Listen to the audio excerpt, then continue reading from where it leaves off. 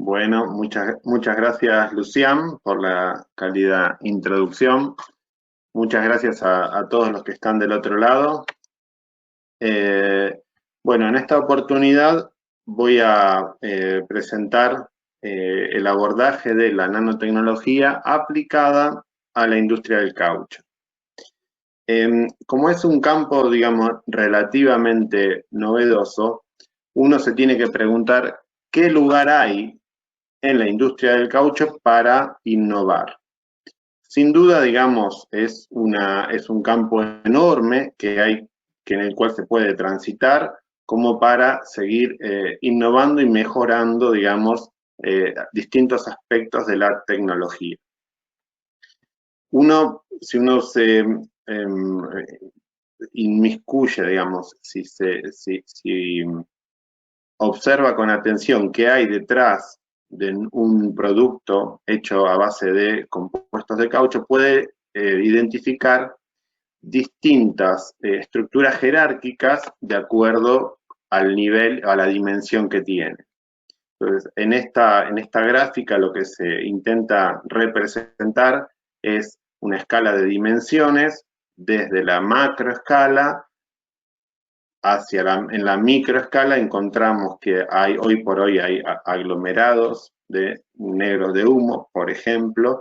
Si bajamos a escala del orden de los cientos de los nanómetros, podemos encontrar una estructura también jerárquica del refuerzo, y si bajamos más en dimensiones, si nos enfocamos en la dimensión del nanómetro, hoy por hoy podemos encontrar estructuras moleculares que conforman la matriz polimérica. Antes que nada, bueno, quería compartir una reflexión, digamos, que dice que la creatividad requiere tener el valor de desprenderse de las certezas. Esto es, si uno está en la zona de confort y se queda con lo que sabe, nunca va a poder dar ese paso hacia la innovación. Entonces, bueno, un poquito esta charla invita a dar ese paso hacia un horizonte que es nuevo, pero no es tan nuevo, digamos. Ya tiene algunos años y hay un bagaje ya bastante asentado que, bueno, hoy les voy a intentar resumir enfocado a esta industria en particular. Obviamente ese paso uno no va a dar un paso al vacío, ¿no es cierto? Hay que darle cierto marco, con lo cual, digamos, uno va a intentar alguna alternativa de mejorar la calidad del producto, o bien reducir costos en los procesos productivos, ya sea otro aspecto podría ser aumentar la performance de un producto que está hoy en el mercado, o directamente generar algún nuevo tipo de producto. En este sentido, bueno, tenemos una línea directriz sobre la cual basarnos para empezar a buscar ciertas innovaciones, digamos. Esta línea directriz está marcada por los distintos pasos productivos de la cadena de valor, empezando por las materias primas, los materiales, en los cuales se puede reconocer o explorar composiciones químicas, algún tipo de impurezas o toxicidad, propiedades moleculares que puedan surgir nuevas, o simplemente mejorar de alguna manera la estabilidad térmica. La línea está compuesta el siguiente paso por, bueno, mezclado o ya sea, digamos, algún tipo de proceso de manufactura. Bueno, acá es muy importante explorar propiedades rheológicas, las condiciones de procesabilidad, así también en esta etapa, previa a la vulcanización, cómo está disperso, ¿no es cierto?, el refuerzo, que va a ser una parte muy importante de nuestro componente o producto final.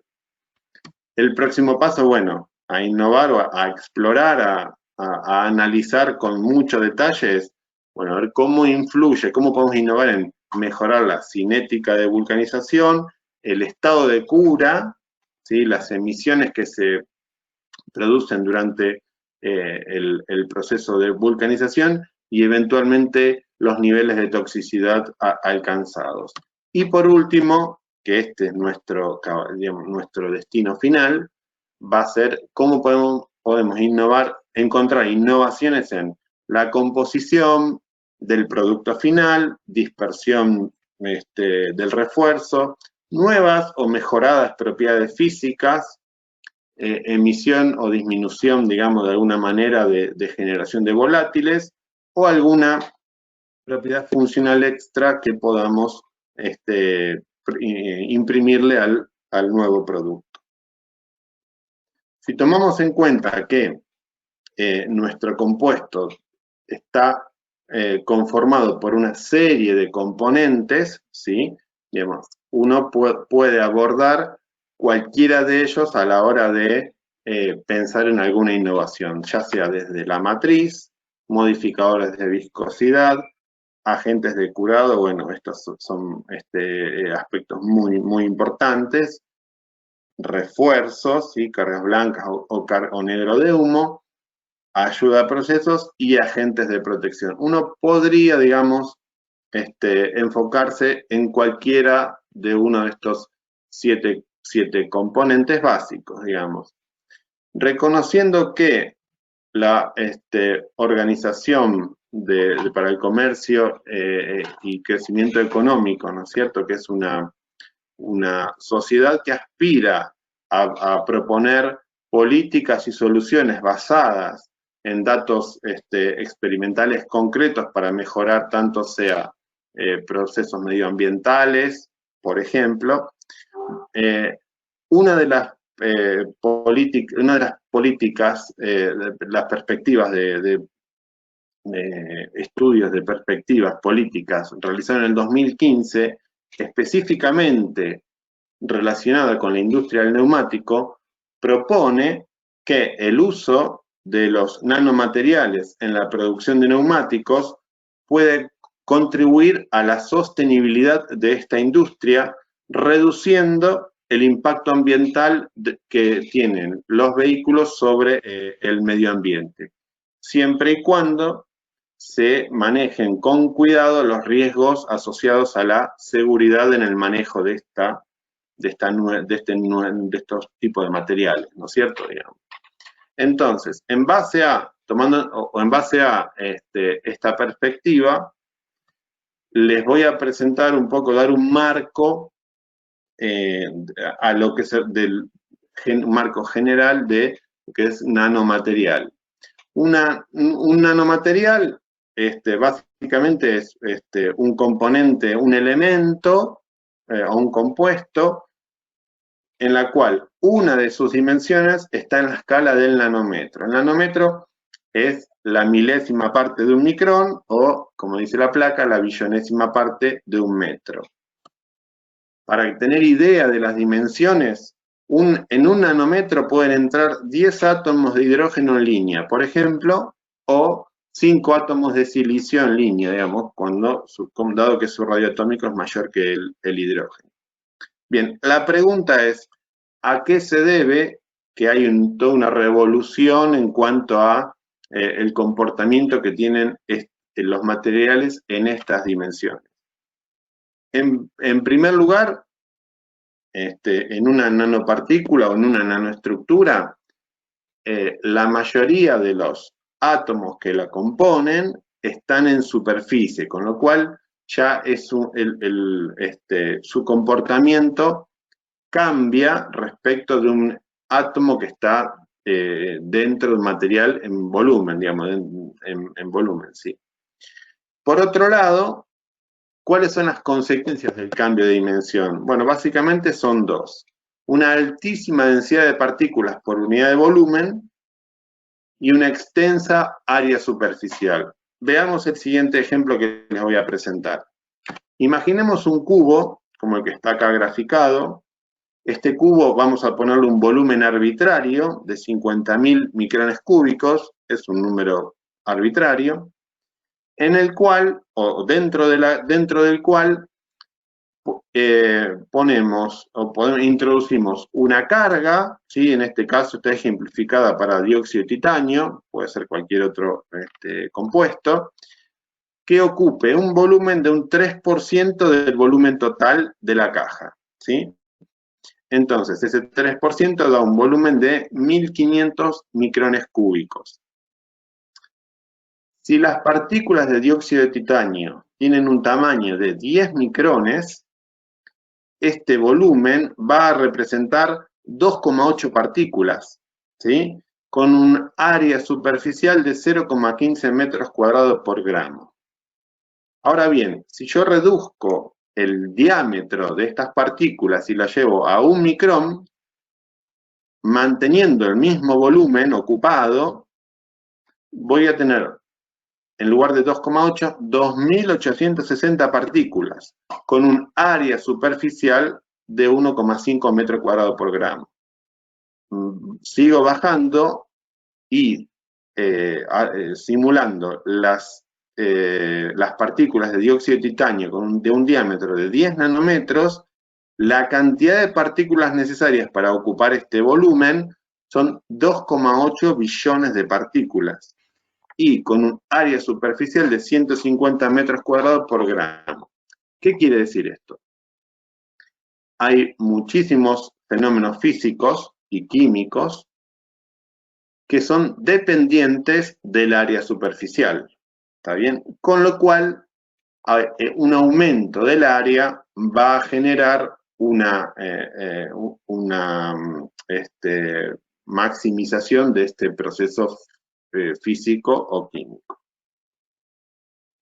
Bien, en particular, lo que nos convoca a la industria del caucho, lo que les quería presentar a ustedes, a todos ustedes, es los tipos de refuerzos de tamaño nanométrico que podemos utilizar en los compuestos de caucho, ¿sí?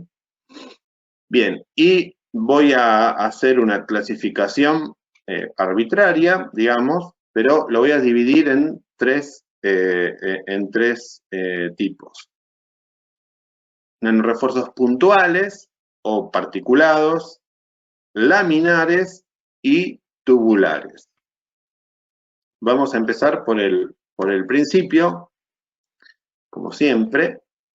Bueno, dentro de las cargas puntuales, primero les voy a mostrar algo que ustedes seguramente ya conocen muy bien, y son el refuerzo en negro de humo. Las partículas individuales están en el orden entre 10 y 100 nanómetros. Sabemos bien que no son estables, con lo cual frecuentemente se encuentran tanto en agregados, en el mejor de los casos, o como aglomerados dentro de la matriz de caucho, ¿sí? Bien, ¿y cómo actúan estos elementos? Digamos, ¿cómo es que cumplen su función a diario, cotidianamente y hoy día?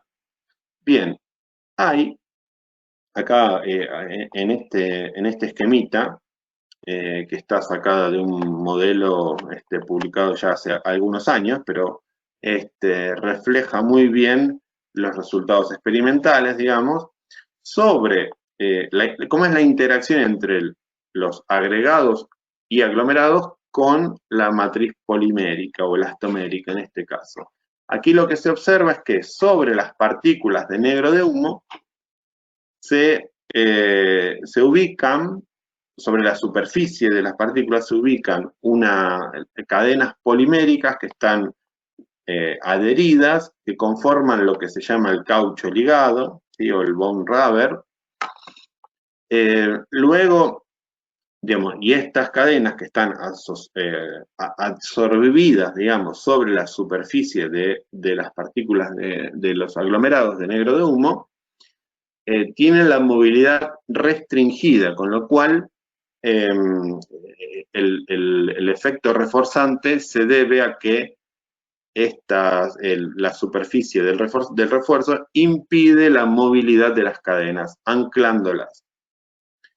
Si uno, digamos, hace un modelo microscópico, luego hay una zona de transición y a mayor distancia del agregado de negro de humo, ya se presentan las cadenas móviles de la matriz del caucho, ¿sí? Del caucho. En este caso, bueno, y aquí en el centro se ve, digamos, hay un detalle de las moléculas absorbidas sobre la superficie de los aglomerados de negro de humo. Habitualmente lo que se puede observar es un entrecruzamiento del tipo físico, digamos, un entrecruzamiento del tipo físico, de agregados embebidos en la matriz elastomérica. ¿Está bien? Este es el efecto, digamos, el mecanismo por el cual el negro de humo refuerza. El otro tipo de partícula, en principio, que puede tener, estar en las escalas de los decenas de nanómetros, es la sílice, ¿sí? Digamos, hace 2 o 3 semanas, Alberto Ramperti dio una charla muy interesante del uso de la sílice como reforzante. En este caso, dado el carácter hidrofílico que tienen las partículas de sílice, es necesario utilizar o ligarlas con la matriz de elastomérica con un agente de acoplamiento, ¿sí? Habitualmente, digamos, ya está bastante difundido el uso de un organosilano que tiene azufre en su composición y que participa obviamente en el proceso de vulcanización, anclando las partículas de sílice a la matriz elastomérica a través de reacciones de hidrólisis y condensación. Entonces, este mecanismo, digamos, este tipo de partículas presenta un mecanismo de refuerzo a través de enlaces covalentes, ¿sí? A diferencia del negro de humo. Bueno, y esto obviamente tiene grandes aplicaciones en las Green Tier y toda la tecnología que se desarrolló a partir de este tipo de refuerzo. Bien, hay casos donde la matriz elastomérica tienen iones particulares, en particular el cloropreno, con la presencia de cloro, puede interactuar con la partícula de sílice a través de puentes de hidrógeno, ¿sí? O sea, y luego de un tratamiento químico y una eliminación del ácido clorhídrico, se puede formar una unión química también, sin la necesidad en principio del agente de acoplamiento. Bien, ahora les quería presentar los tipos de refuerzos laminares, ¿está bien? En principio, laminares viene obviamente de compuestos que están formados por láminas, por estratos, son compuestos estratificados. El ejemplo más común que se me ocurre es pensar en una resma de papel. También sería las arcillas, digamos, son compuestos que tienen, son aluminosilicatos, digamos, que tienen una estructura como la que se esquematiza acá en el centro, formado, bueno, por átomos tetraedros de sílice combinados con óxidos de aluminio. ¿Está bien? Esto que está aquí estaría formando una hoja de papel que compone la resma, y las arcillas habitualmente son del tamaño del orden del micrón, ¿está bien? O sea, en sus 3 dimensiones, cuando están apiladas, digamos, aquí a la derecha, bueno, se esquematiza de nuevo el apilamiento de estas estructuras. ¿Cuándo es entonces que tengo una nanoarcilla, o a qué llamo nanoarcilla? Bueno, bien, hay distintas rutas de procesamiento a partir de la cual, en lugar de uno poder obtener un microcompuesto, o sea, cuando uno refuerza con arcilla, en general se llama un microcompuesto. ¿Por qué? Porque el apilamiento lleva a que el espesor de la arcilla, de la arcilla con las láminas apiladas sean del orden del micrón, ¿está bien? Ahora bien, hay algunas estrategias que lo que permiten es romper este apilamiento ordenado, ¿sí? Y obtener la configuración, como la que estoy acá señalando, que es el caso más eficiente en cuanto a tipos de refuerzo, y se llama la configuración exfoliada. ¿Y esto por qué? Bueno, o sea, acá en esta configuración, cada lámina actúa como refuerzo, digamos, ¿sí? Y el espesor de cada lámina está es del orden entre 1 y 2 nanómetros aproximadamente, ¿sí? Esa es la dimensión que la convierte en nanomaterial. Ahora bien, las estrategias con las que podemos contar son un pretratamiento de manera de lograr un hinchamiento, ¿sí? La separación entre capas, de forma tal que la cadena, digamos, esa estructura laminar está mantenida por enlaces que son del tipo no covalentes. Entonces, si de alguna manera estratégicamente podemos favorecer la introducción de la cadena polimérica dentro del espacio entre láminas, del espacio interlaminar, vamos a pantallar esas atracciones no covalentes y vamos a permitir que las láminas se separen unas de otras y poder obtener la configuración de compuestos exfoliados, ¿sí? Un estado intermedio en el cual el polímero logra entrar en el espacio interlaminar, pero sin romper la estructura estratificada, también se han identificado casos y se denomina compuestos intercalados. En este caso, digamos, la interacción entre la superficie de la arcilla y las cadenas poliméricas se dan a través de enlaces no covalentes, ¿no es cierto? Y, pero bueno, como hay una gran área interfacial, ahí es donde toma relevancia, digamos, que una pequeña fuerza de interacción multiplicado por una gran área superficial, bueno, ahí se produce el anclaje efectivo, digamos, o la restricción de movilidad de las cadenas elastoméricas. ¿Está bien? Bien. Bueno, este tipo de materiales tiene una ventaja desde el punto de vista de la caracterización,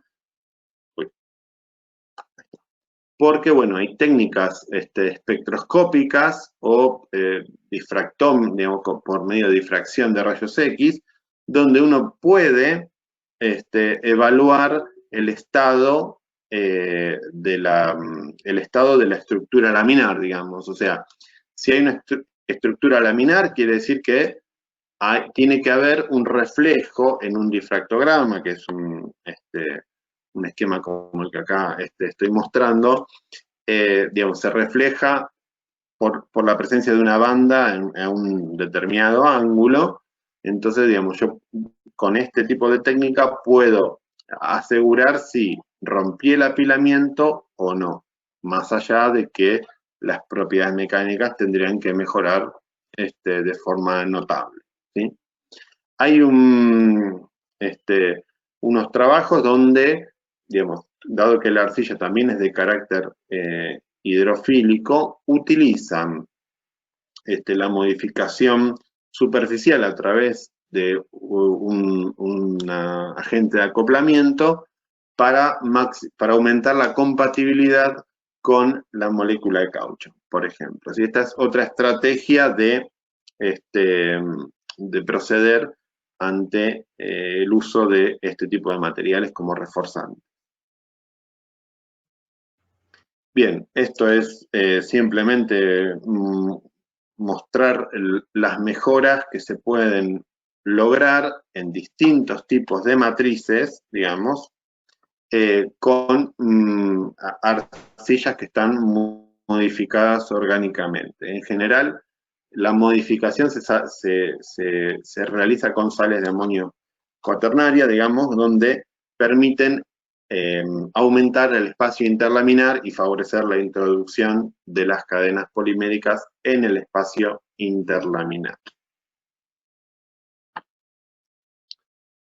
El segundo tipo de compuesto laminar que tiene bastante aplicación hoy en día, es un material, el grafeno es un material relativamente nuevo, o sea, en el 2004 se logró desarrollar una técnica de una producción, no digo a gran escala, sino, bueno, a escala mediana, digamos.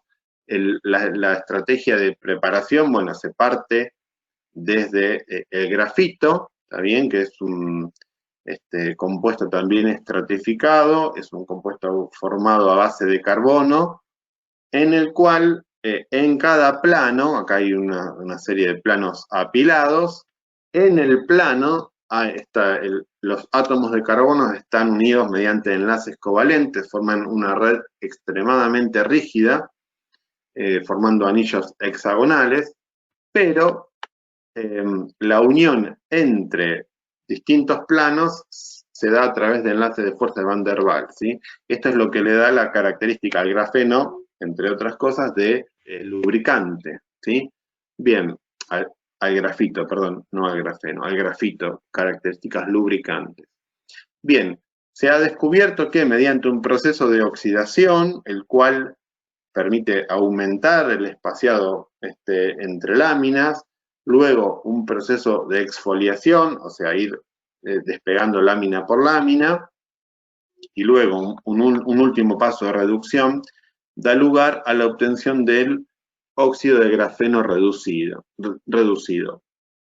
Estas láminas se utilizan muchísimo, digamos, o sea, o por lo menos están bajo investigación en aplicaciones donde el costo, digamos, el costo del producto no debiera ser un problema, o sea, se están desarrollando sensores a base de grafeno. No aplica tanto, digamos, en el caso de la industria del caucho, por ahora, solamente por ahora, simplemente por esta razón. O sea, comprar 1 kilogramo de grafeno está entre $200 para arriba. Hoy por hoy es totalmente inviable. Pero, ahora le voy a pasar al tercer tipo de estructura y les voy a contar un poquito la historia personal, en principio, digamos, de lo que estuve viviendo estos últimos 15 años. Así que, bueno, por el momento el grafeno hace 15 años que se graficó. Yo estimo que todavía faltan otros 15 años para que se logren técnicas de fabricación a un costo relativamente razonable. Bien, y el tercer tipo de nanorefuerzo que les quería hablar son de los nanotubos de carbono y, bueno, un poco son los que más de cerca me tocan por, bueno, por mi historia profesional, básicamente. Los nanotubos de carbono, bueno, les presento que hay de varios tipos. Hay de paredes simples, como el que está representado en el esquema de arriba, o de paredes múltiples. Hoy por hoy se comercializan a un precio bastante accesible. Ahora en un par de transparencias más les voy a mostrar los costos que se están manejando.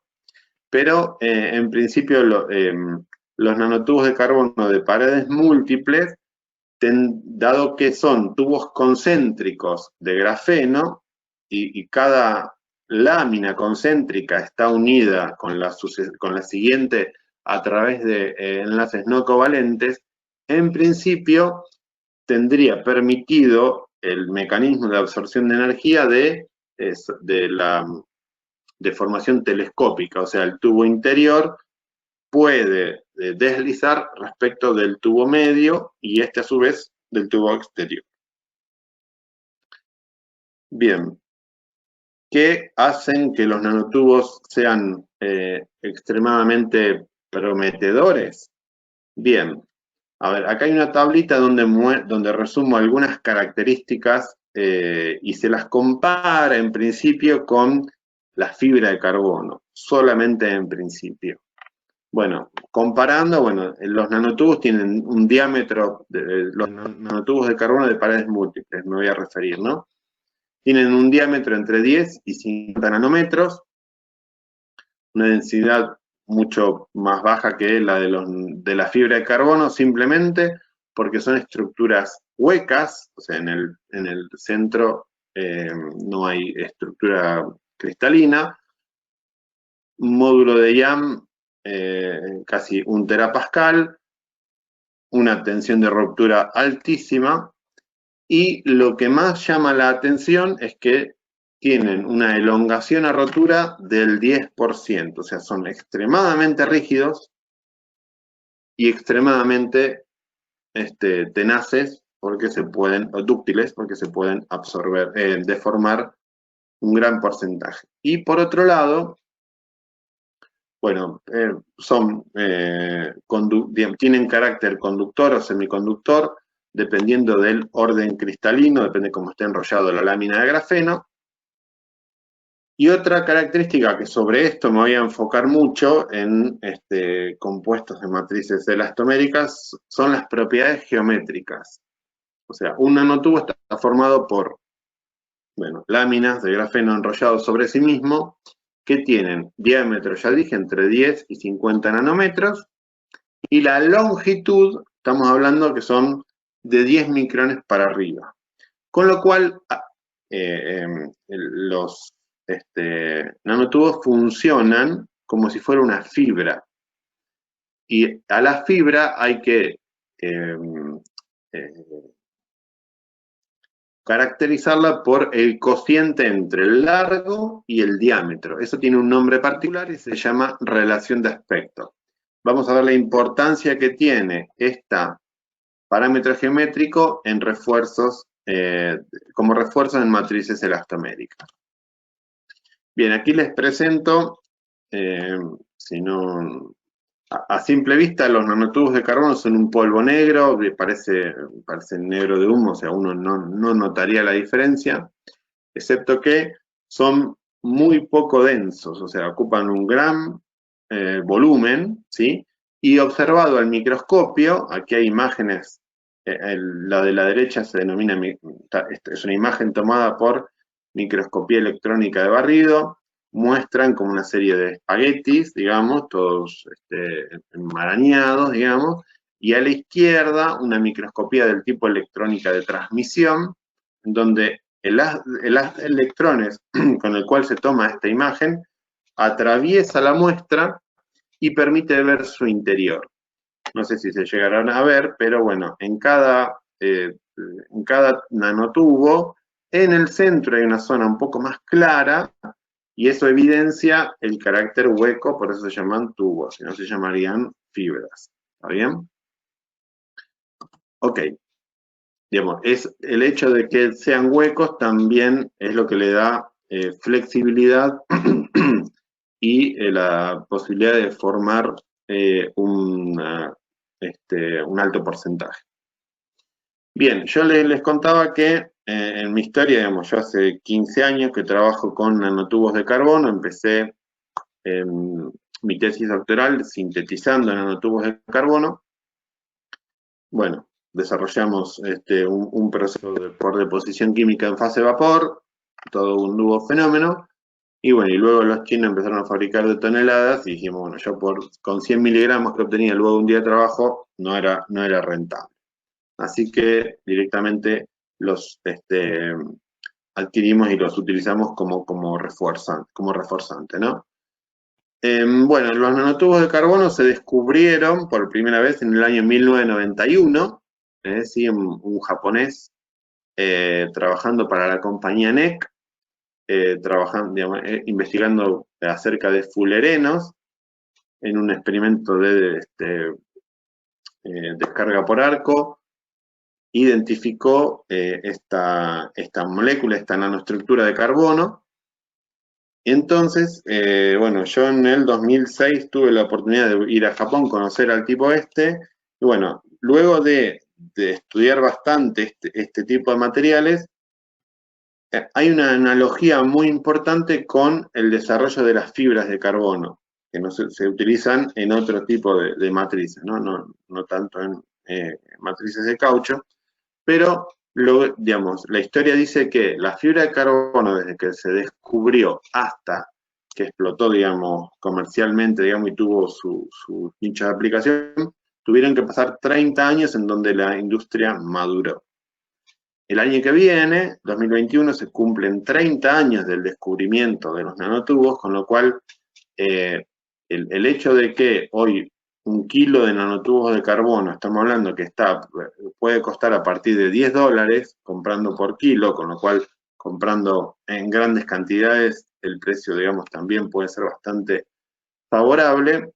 Estamos en las puertas de su explosión como digamos, en cuanto a encontrar nuevas aplicaciones, y es un poco lo que yo vengo a augurar en lo que les voy a mostrar a continuación como reforzante en la industria del caucho.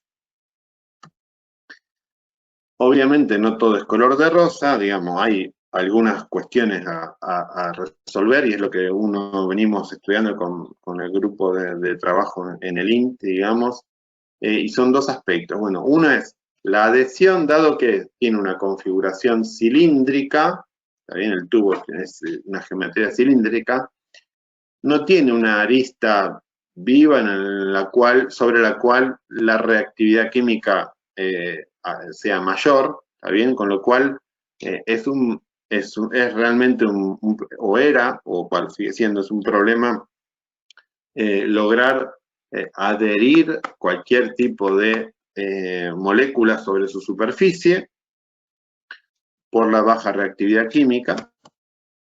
Y por otro lado tienen una altísima área superficial, con lo cual en principio tienden a aglomerarse.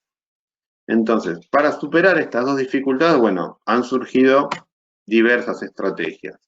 Uno es, bueno, generar enlaces covalentes en la superficie de forma tal de aumentar la reactividad química, no sé, o sea, generar grupos oxidrilos, grupos carbonilos, grupos carboxílicos, ¿sí? Hoy día ya se conoce, digamos, bastante cómo proceder para generar este tipo de funcionalidad, ¿sí? Y básicamente uno va por la vía oxidativa, que primero se desarrolló una vía húmeda y luego una vía seca. La vía húmeda es romper, o sea, tratarlo con una mezcla sulfúrico-nítrico, con lo cual los ambientalistas nos tiran por la cabeza cualquier cosa, así que esta vía está prácticamente descartada, y se logró, digamos, estudiar, aislar las condiciones para lograr este tipo de funcionalidad a través de simplemente un calentamiento a una temperatura relativamente intermedia, 400 grados, en presencia de oxígeno. Estas condiciones ya son suficientes, digamos, como para aumentar la reactividad de este tipo de las nanoestructuras. Otra estrategia, un poco alternativa, digamos, para no romper la estructura cristalina, ¿no es cierto?, del nanotubo y disminuir sus propiedades mecánicas, es el uso de surfactantes. También, bueno, tiene ventajas y desventajas. La ventaja es que mantiene inalteradas las propiedades de los nanotubos de carbono, y la desventaja es que la fuerza de atracción entre el surfactante que rodea a la estructura tubular y el nanotubo propiamente dicho puede ser débil, con lo cual la transferencia de carga sea baja. Bien, aquí voy a mostrar 3 placas con resultados que no son propios del grupo de trabajo, y luego, bueno, para terminar voy a intentar justificar por este comportamiento obtenido. Bien, acá se muestran resultados de resistencia al desgarre de una matriz de SBR con distintas fracciones de nanotubos de carbono utilizados tal cual como vienen comercialmente, sin aplicar ningún tratamiento previo. Con lo cual, esto en vistas de una futura, digamos, transferencia al sector industrial, bueno, facilita el utilizar materiales tal cual como vienen de fábrica, también sin ningún tratamiento previo, lo cual obviamente generaría un costo extra. Bien, en cuanto a resultados de resistencia al desgarre, vemos que tomando como referencia una muestra conteniendo 40 partes de negro de humo 330, solamente como referencia, vemos que utilizando 10 partes de nanotubos de carbono, en la misma matriz, reemplazando el negro de humo por nanotubos de carbono, se obtiene el mismo rango similar de resistencia al desgarre. ¿Sí? Acá estamos utilizando una cuarta parte del refuerzo, ¿está bien? Dentro del compuesto. Otras características como la dureza también, digamos, si comparamos nuestra muestra de referencia de 10 partes de nanotubos con la de 40 de negro de humo, también se obtienen valores superiores con la cuarta parte de refuerzo. Y obviamente también, bueno, afecta las propiedades dinámicas. Acá se hizo un ensayo de un barrido de amplitud y se siguió la evolución del módulo G'. ¿Está bien? Podemos hablar bastante más sobre estos resultados, digamos, pero un poco les quería mostrar, compartir con ustedes el por qué los nanotubos de carbono van a